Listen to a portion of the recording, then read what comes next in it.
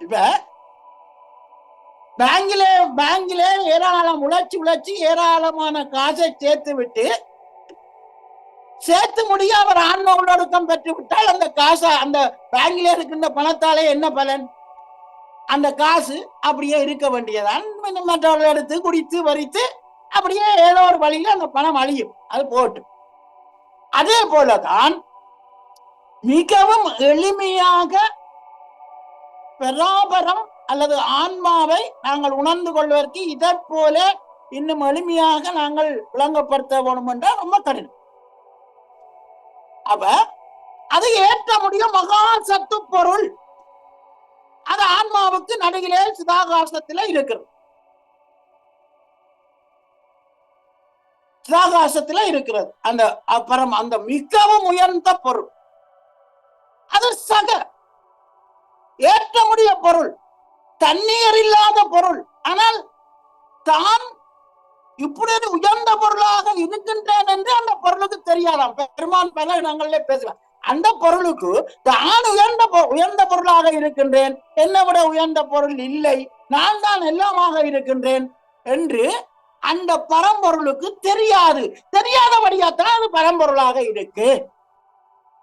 இது நாங்கள் உயர்வானவர் என்று நாங்கள் உயர்த்திக் கொள்ளுகின்றபடியாத்தான் நமக்கு அருளொளி அனுபவம் கிடைக்கவில்லை. அப்ப அந்த பரம்பொருள் பரம் தனியே இருந்தாலும் பலன் இல்லை. அது ஏற்ற முடிய மிகவும் உலகத்திலே உயர்ந்த விலமதிக்க முடியாத பொருள். அது தனியே இருந்து என்ன பலன்? அப்ப அதை அனுபவிப்பதற்கு ஒரு பொருள் வேணும். அதுதான் செயவாகிய ஆன்மா. ஆன்மா கடவுள் நிலை. நான் ஆன்ம கடவுள் வடிவினன்.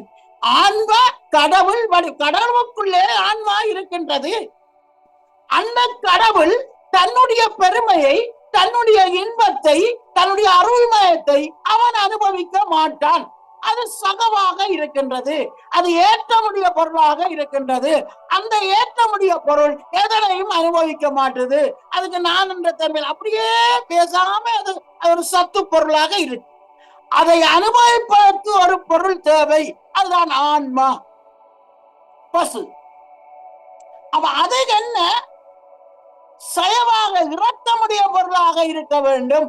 அதான் இறைவன் அறிவியல் பூர்வமாக இருக்கின்றான். அது இறைவனுடைய அறிவு நிலை. ஆனால் தான் எப்படி உயர்ந்த அறிவு உடையவன் என்று அவன் நினைப்பதில்லை. அதனாலேதான் அவனை கடவுள் என்று சொல்லுகின்றோம். அவன் நினைத்திருந்தால் அந்த அருள் செல்லத்தை ஜீவாத்மாக்களுக்கு வழங்க முடியாது. தான் இறந்தவன் தான் வந்தா காணும் என்று தானே வாழ்ந்திருப்பான். அவன் ஆழமாக சிந்திக்க வேண்டிய, சிரிச்சு சிந்திக்க வேண்டிய இடம். அப்ப இங்கு அந்த ஏற்ற முடிய பரம்பொருள் உயர்ந்த பொருளாக இருந்தாலும் அந்த பொருள் தனியே இருந்து பலன் இல்லை. அது சக மிகவும் உலகத்தில் ஏற்ற முடிய மிக உயர்ந்த பொருள். அது இருந்து என்ன பலன்? அதுக்கு ஆத்மா தேவை. அப்ப இறைவனுக்கும் அறிவு இருக்கு. அது அறிவியல் பூர்வமான பொருள். ஆன்மாவுக்கு அறிவு இருக்கு. அது சத்துவ அறிவு. அது அறிவித்தால் அறிவன் தன்மை கொண்ட பணிவை குறிக்கின்ற அறிவு. இறைவன் அறிவித்தால் இது அறிவு. ஆனா இறைவன் அறிவியல் பூர்வமான பொருள். அதுக்கு அறிவு இருக்கின்ற அதுக்கு தெரியும். அப்ப அந்த அறிவை அனுபவிக்க வேண்டுமாக இருந்தால் ஆன்மாவாகிய உயிர்னாலேதான் முடியும். அதான் பசு. அப்ப பது ஏற்ற முடிய பொருளாக இருக்கின்றது, பசு இறக்க முடிய பொருளாக இருக்கின்றது. ரெண்டும் ஏற்றமும் இறக்கமும் இருக்கின்ற காரணத்தினாலேதான் அருளொளி அனுபவத்தை நாம் பெறக்கூடியதாக இருக்கின்றது. அதுதான் ஆன்ம கடவுள் நிலை. பராபரம் என்பது இங்கு இதைத்தான் குறிக்கின்றது. பராபரம், அபரம், பரா அபரம். ஒன்று ஏற்ற முடிய பொருள், ஒன்று இறக்க முடிய பொருள். இந்த இறக்க முடிய பொருள் இரக்கமாக பணிவாக ஜீவாத்மா மாறும் பொழுதோ பரமாத்மாவுடைய பரிபூர்ண அருளை இந்த ஆன்மா பெற்று சச்சிதானந்த வாழ்விலே வாழலாம்.